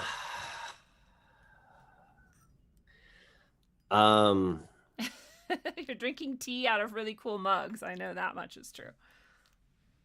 I'm kind of embracing the dark winter as like a morning. Like, it's kind of like I'm looking forward to the spring. I'm definitely looking forward to the spring, but I think like, they're like a family member, a loved one who's like their time has come, and like that's tough, but their time has come. Like that's kind of the case. I mean, that's the case. So it's like kind of like what you're saying a little bit earlier about being realistic. I would say being honest right now is like it's kind of like, things are going to change, and there's part of me which is sad. I'm a father. I've got two children who, I say this with quotation marks, they didn't sign up for this. Yeah.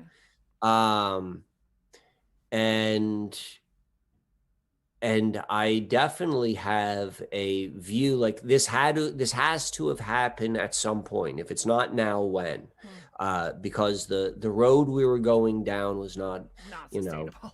Wasn't sustainable. Not that Agenda 21. No, just like literally sustainable. But it's like, guess what? This is it. This is, and so it's like, I don't know if I would use the word like, I'm cheerful, happy, and optimistic, as much as like, I'm like, well, this is it. This is what it looks like. This is what it feels like. This is what we've all been prepared for. What I'm most interested in is like meeting people. I'm looking at the people who've come into my life, really in the last 6 months. I've met a lot of new people, like in person. I've seen like a whole lot of talk, and I've been part of some of the talk about like, breakaway communities. And, I don't know how much of that is pipe dream without like a change of consciousness. Like, you can't go to this and like build like the Branch Davidians, it's gotta be like totally different and new. And, really what I'm looking forward to doing during this winter is to further walk this tightrope between, on this line between the realm of fantasy and the realm of accepted reality, and see if I can make that shift. I love that. And I'm always like, and who else can we bring with us? Come on, guys. Come over here. Yeah. It's awesome. And building networks. I'm definitely like, what I am interested in is like seeing all of the different breakaway communities and the people who are talking about it. Like if there's one role which I see myself as is like, I'm the guy that connects all those. Yeah. Like that's what I like to do. Like, and go from place to place. And, I'm a storyteller. You're like the web builder. I'm the web builder. You're the weaver. I love it. And it is true, as you said the whole time, people really need stories and people really need connection. And what a fun role you get to play. So where can people who are listening to this, I think most of them are very familiar with you because we all love you here. But if there's some new people and they are not sure, then where should they go to get more from you, support you, or you have projects that you want to share or anything like that? I would say what I've been doing the most lately is on YouTube. Kind of like flirting around with my language. But I haven't really been gotten in any trouble, but I've been doing like maybe a video a week or something. So that's probably the best place, Susquehanna Alchemy. Or you could go Instagram as well. But basically all I do on Instagram now is I update whenever I got a new video. I've been working a lot more with people. Like I know that you and I did a starboard session probably a year ago. I don't do those anymore, but I do something kind of like easier at least for me. I call them a biomancy session. And so I more or less, I tell people their story. I have them like fill out like a big intake form and they give me their astrology. And then I tell them their story and like show them all these patterns. And then really for the whole purpose to then like move off your story. So like, but you can't move off your story until someone's witnessed it. I was thinking that earlier. I was like, one of the most like essential, and we didn't get to it, but one of the most essential services you can provide for someone is either allowing them to tell their story or helping them tell their story. And then like you're doing that. That's a beautiful thing. That's awesome. Yeah. You need to do that because it's like, you're going to keep holding on and like until someone sees it. Yes. And then as soon as you get that, well, then that like pressure's off. Some people can move off it. Some people, but most human beings don't. They need someone to see them in a certain way. And once that happens, then they can let it go. It's so powerful. So I've been doing that. You could order that on my website on susquehannaalchemy.com. Yeah. Oh, and I hope people do it. That is, it's like, especially the astrology part, you get to have your chart sort of like read and like woven in through that. That's so cool and so fun. Well, with the biomancy session, because what you had was the starboard, and I would do like that was very different. Like you would let's see, like I would, here's the starboard. I'll show you this right here. So I did this. This is what I did for the conjunction, and I would tell the story and I would videotape it and I would send that videotape it. I record it and then I would send it to you. So the biomancy session, like, I have a one-on-one conversation with someone and I talk about their astrology live. And so it's really a phone call after I go and I study all their stuff. Versus like what you received, which was like, 2 hours of like seeing the chart and having it like built and really appreciating the subtleties between your relationship with like the heavens and like just a way that you could tell a story. Like all I'm doing is telling one story. Like it could be told a million different ways, but we need to go through that experience. We need to like, sometimes we need someone to go and tell us what we want to hear. Hey, I feel like we are kind of doing that when we get together and talk like this too. We're telling the story of now so that we can kind of like let it go and move on to the next thing. Yeah. Yeah, very much so. Very much so. Well, that is a beautiful thing. People go check out susquehannaalchemy.com and the YouTube channel Susquehanna Alchemy. Also, I have it in the links below, so you can just click over if you want as well. And Michael, it's always such a pleasure to talk with you. What are your final ideas you want to leave people with and weave together? As it relates to what? Any of this. Be easy on yourself and be easy on people around you. It's this. No one's prepared for this. Yeah. I mean, we're all prepared, but at the same time, no one prepared. No one signed up for this. Everyone is being fed like weaponized grade propaganda, and you can't blame someone for falling for it. And undoubtedly you, me, we're all falling for something which we don't think we're falling for also. True. And so like, you know, be easy with yourself, be easy with each other, have some humility, laugh. If you can find like a reason to laugh, you know, that's really important. I think that as a society, we've been oversold on orgasm and undersold on laughter. That's a really good point. They're both important, Yeah. but it's like, you know, but like everyone's like, I think people put too much value on that. I think the laughter is really like that does immensely positive things for us on every level.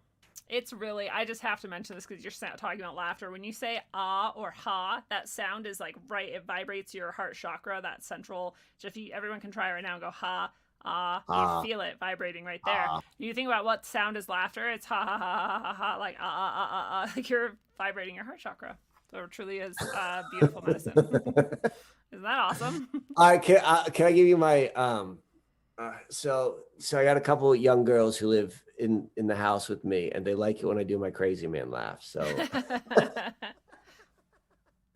that's my crazy man laugh. And so I want to hear your best one.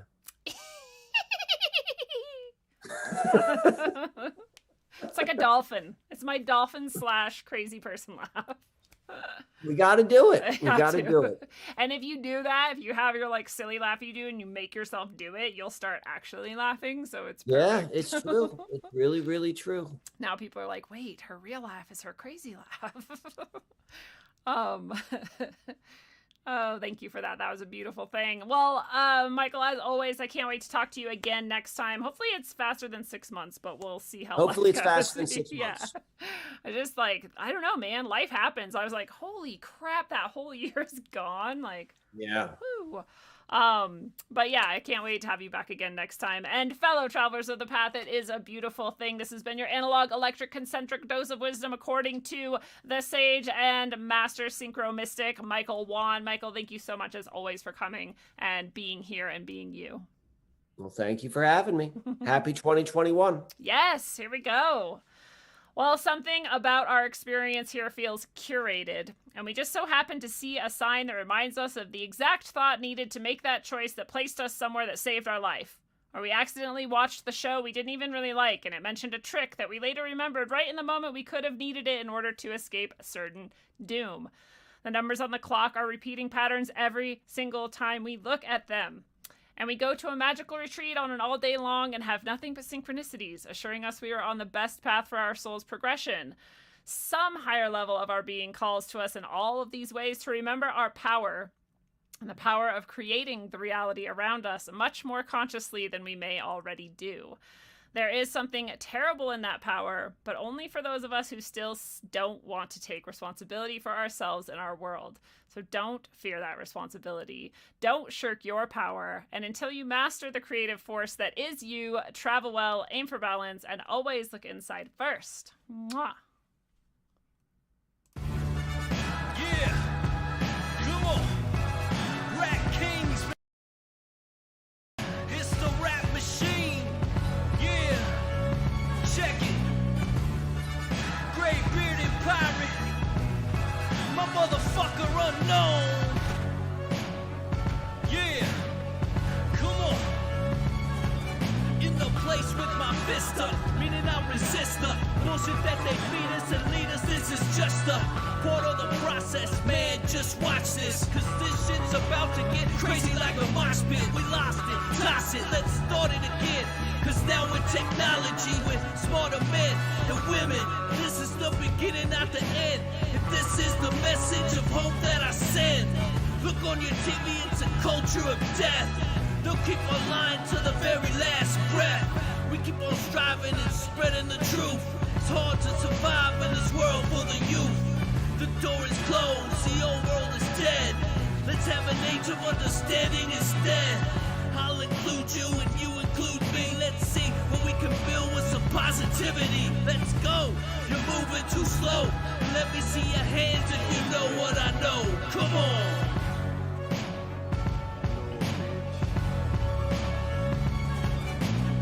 Rap like mummy, ain't no dummy in my rhyming. Started flowing freestyle and now they rhyming loud silence. On with the violence, bodies piling with the gray bearded pirate. On your TV in 4K 3D virtual reality. Casualty of urban warfare. I know but I'm not scared, just prepared and aware. Shining my light through the tunnel of hope. Into the rope, but I'ma give it one more pull. Till the family is full. Take the bull by the horns and lead it to the slaughter. That would be harder and you would be softer. Sometimes I'm a monster and you forever imposter. Which is champagne and lobster. This royalty, the way it was supposed to be. Hopefully the new door opens and the old one closes. With way more focus and growth to mold us. And the truth that they should have told us.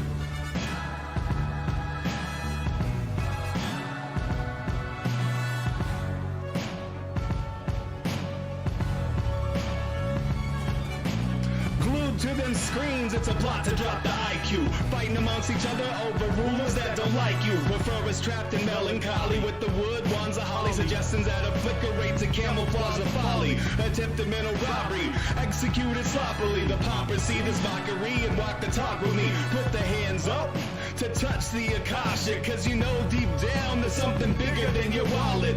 Everyone got a gift, everyone got a light. They want you to forget that ish, cause they can't dim the bright. The positive vibration takes you past the sign shackles. From the sewers and the alleys in the moving castles. Who these assholes really serving with an exposed Achilles surgeon around the corner lurking to prove ascension trumps perversion. Learn them to catch fish and unplug the signal. Show them the simpletons now build the fucking temples.